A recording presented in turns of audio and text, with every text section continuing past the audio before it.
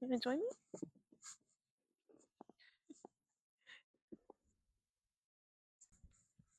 I was just reading some Eckhart Tolle, and it just really pieced and clicked and connected some things for me. So here we go. You do not live life. Life lives through you. Like life lives through you. Through you. Through you is how life lives. Life is able to live through you. That's so divine, so powerful. Like that gives being present and having presence and being in the now and the moment of whatever you're experiencing in life, like how powerful that is, because life is being lived and experienced through you. Yeah. Um and so like with that, it comes with a level of radical acceptance, right? Like radically accepting what we are experiencing in our now, who we are in our now, accepting every bit and part of us and our experience, because there's no transmutation, there's no transcending, there's no moving through it that will happen in a healthy and proper way if we are not radically accepting our now and who we've been and all the parts, all the pieces, because it makes the whole exist. Every bit of our individual experiences is part of the entire whole of the universe, of God, of life existence, of humanity. And so on a micro level, as above so below, we our experiences, every individual experience that we've had and how that shaped us is part of our entire being, is part of our entire vessel and life experiences. And so that really means like we have to radically accept all of those pieces and parts, because if we're still denying or pushing away or not taking accountability or responsibility for those things, they will still be there and they're going to only grow and manifest bigger than they initially started as, right? It's going to become a bigger issue over time if it's not radically addressed and accepted and acknowledged, and holding yourself and every bits of you accountable, because we co-create our experiences, and we have to understand how we got in our experiences and what parts we've played and how we've responded and handled those experiences. And it's not to ignore circumstances, it's not to victimize ourselves, it's not to do any of that. It's just looking at it at an objective stance, really stepping outside of it a little bit to understand. But overall, yes, understanding yourself and accepting every little bit, because it's only through that radical acceptance that we can then move the energy through. We have to feel it to heal it, and we have to be able to recognize and accept what we're seeing and revealing within ourselves. Because it's only through that acceptance, through that grace, that's true unconditional love. And that's how transformation happens, through love. Love is transforming. And yeah, we tend to lack that moving in true unconditional love with ourselves, with our experiences, with our other relationships, with everything in life, like moving through full gratitude, grace, acceptance, and love. That's how we heal individually, and that's like how we heal on a collective level. And I feel like on some grand scale, there's a lot of love and self acceptance and knowing that's lacking. And that's how we see chaos unfold and tensions happening and more conflicts. And I think it really comes down to the individual level. How can we transform ourselves to add a little bit more good to the collective, to add a little bit more healing and growth and understanding and compassion and love to the collective, to our brothers and sisters around the globe, and to our neighbors here, our friends, our close relationships, our family, our loved ones.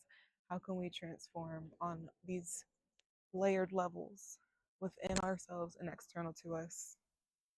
Because that's so powerful. And we have the power to do that individually. That's the thing. We have the power to actually change ourselves. Because one by one, we start shifting and changing and transforming and growing and expanding and evolving and using our wisdom, our power, our intelligence, the consciousness that we have, our intelligence, actually using that to promote a better way of being, a better space within ourselves and in our external environment around the world. We have the power to do that. And it starts with us, it starts within. And yeah, that just goes back into the original little message that I read. He says, how to be at peace now by making peace with the present moment. The present moment is the field on which the game of life happens. It cannot happen anywhere else. Once you have made peace with the present moment, see what happens, what you can do or choose to do, or rather, what life does through you. There are three words to convey the secret of all happiness and success: one with life. Being one with life is being with now. You then realize that you don't live your life, but life lives through you. Life is the dancer and you are the dance. Life lives through you. Life is living through us. It's through our choices and how we show up in the world every day that life gets to experience itself. Like that gives us so much more responsibility and power in who we are as individuals. We have so much power within that, within everything that we put our energy and choice into. We're making choices constantly throughout the day. We're thinking of choices all day, every day. Micro or macro. We're thinking of choices, big or small, every day. And so, what we choose day in and day out, how we're moving in our lives, and who we're being in those moments is powerful and it's reflective. So, yeah, that's all I just wanted to, after reading that, just really. And so, yeah, you're not living your life. Life is living through you. Life's living through you. Mm, I love it. And it's just giving so much more perspective to what life is and what it's calling out of you, what it's calling out of me, what it's calling out of us. Like there's a reason that it's now, with everything going on within us, with everything going on outside of us in this world. There's a reason it's now. There's a reason we've been born now in the midst of all of this. There's a reason. There's a reason. There is a reason. Tap into what that reason is and tap into how you play a part and what your role is in this, in all of this.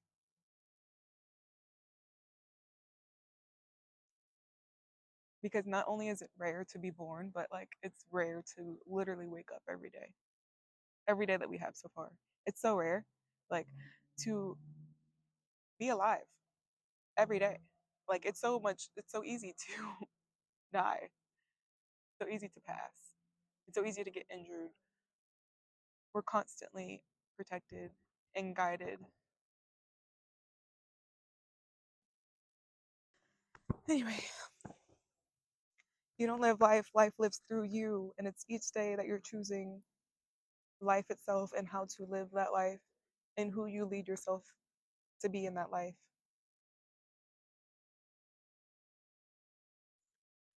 That I'm going to read a couple cards for us today from moonology deck.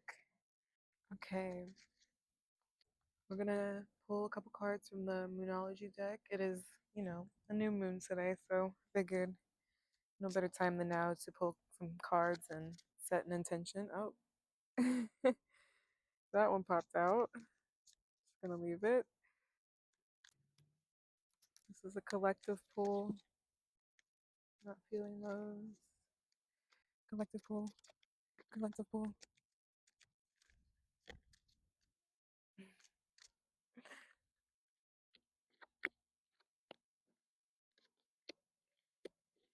Mm. Let's get one more in here. Okay, one more, one more.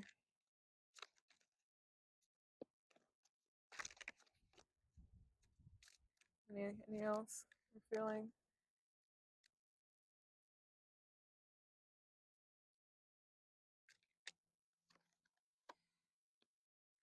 Okay, we got a couple in here. We're gonna breeze through.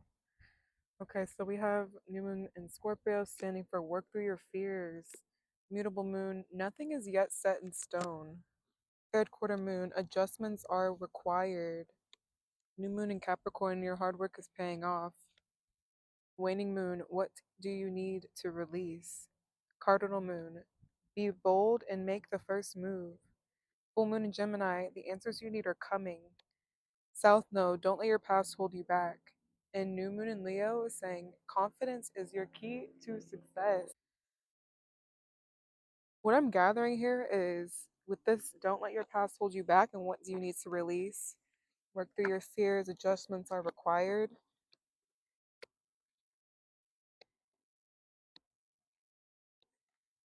Like, this is telling me there's something you need to release. Maybe that's fear. You need to make some adjustments within yourself, within life, within your experiences. Don't let your past hold you back. Like, don't. This wind. Don't let your past hold you back. Don't let the experiences you've had hold you back from where you're going. Nothing is yet set in stone, baby. Nothing's yet set in stone. That means you can change things. You can make these adjustments. You can make these adjustments. Nothing is yet set in stone. Don't let your past hold you back, man. Find out what you need to release. Maybe it's fear. Release it though. Find out what you need to release. So that way your hard work can pay off through those adjustments, through that work you do within yourself and within your environment, within your life. The answers you need are coming. Whatever you're looking for is coming. It's coming through you. It's going to come and manifest and reveal itself through you to you. Be bold and make the first move. Make those initiatives. Make the move. Put in the effort. Put in the work. Take those steps that you need to get you to where you're going. No one's going to do it for you. Be bold. Jump. Leap. Make the first move. And have confidence while you're doing it. Confidence is your key to success. To make these bold moves and adjustments and changes, you have to be confident in yourself.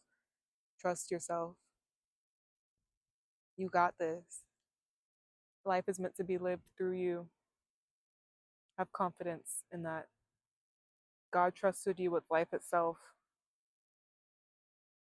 Have confidence in your power and in your capabilities and in your blessings. Give yourself grace through the process. Accept where you are, where you've been, everything you've been through. Accept it. That is the only way you're going to move through it. Nothing is yet set in stone, right? Nothing is yet set in stone. You have the power to change it. You have the power to adjust. You have the power to rewire. This story is not over. It is just beginning. Trust yourself. Move through it. You got this. I love you. I actually think I'll read a Rumi too, a Rumi card, because Rumi is calling us today. Rumi, Rumi, Rumi. What do we need to know today, moving into this new moon, moving into this new moon phase? What can we call into our life in the next couple weeks, the next month? What can we know in our being, in our lives? What power do we have? What can we look out for?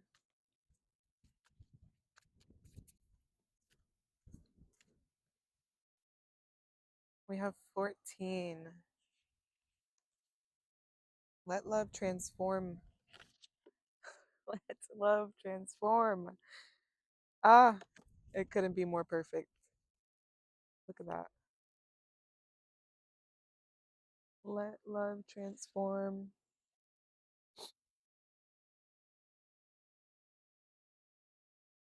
Mm. I'm going to leave this here and I'm going to read for us.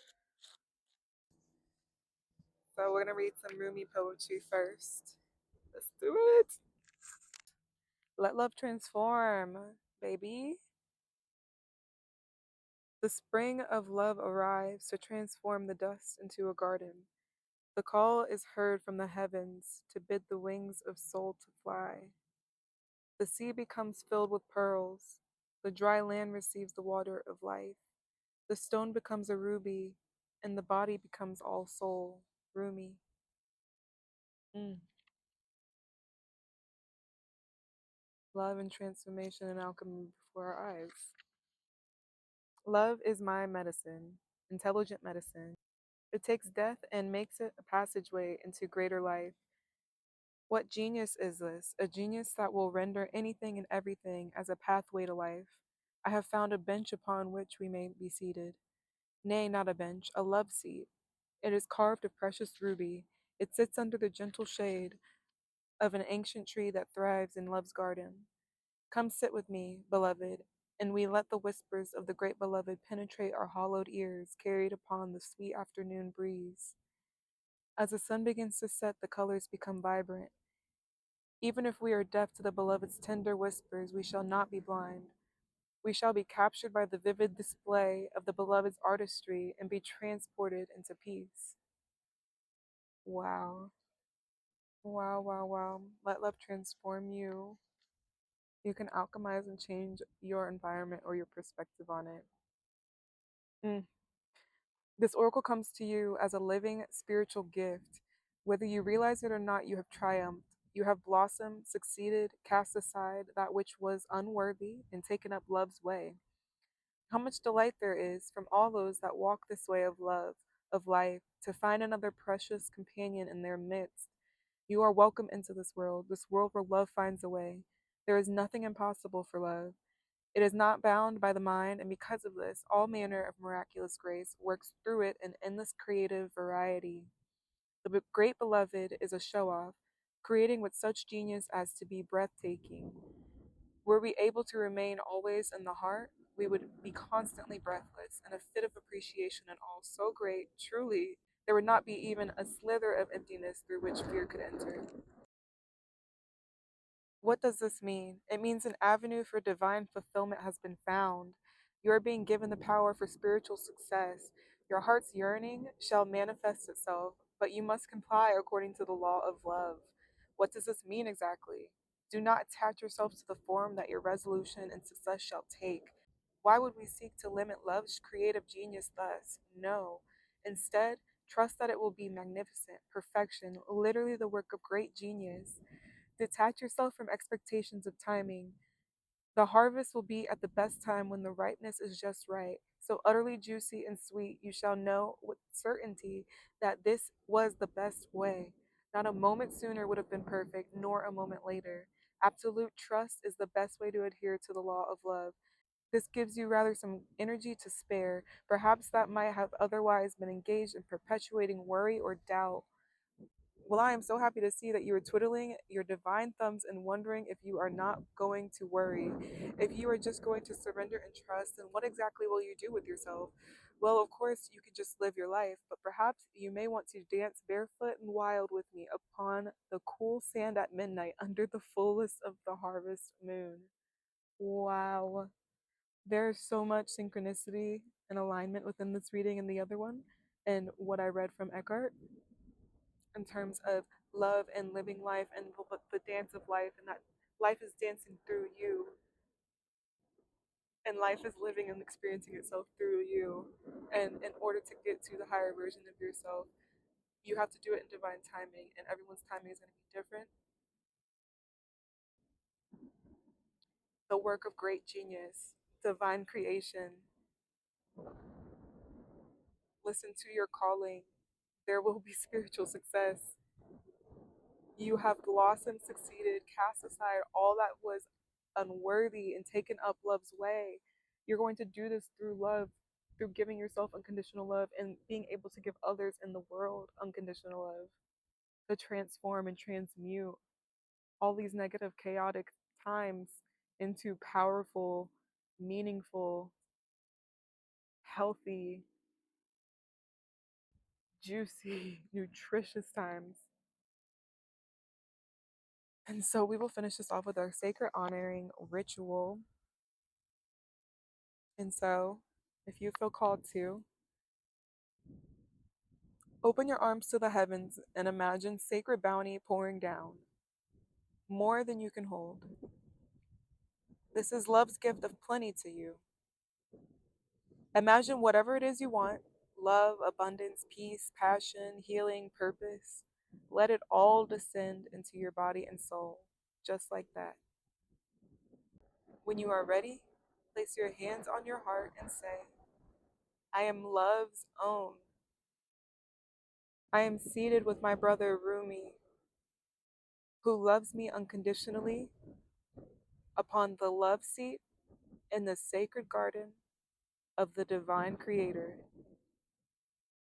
I am blessed to fulfill my destiny, to become divinity awakened and embodied,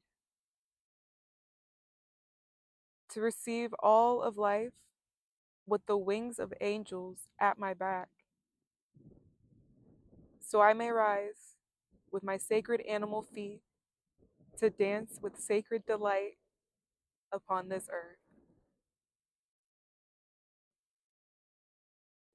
Put your hands in prayer and bow your head for a moment when you're ready and you have finished your sacred honoring ritual. That was beautiful. That was amazing. And I hope that you've been able to receive this message and that in some way it's resonated for you. Take what resonates and leave what doesn't. And I hope you feel empowered to make the changes and adjustments that you need through this collective reading in your individual lives and work, self work, your journey. Take it, let it empower you, and let it transform you. Because through you, life is created, and we have the power to change life itself.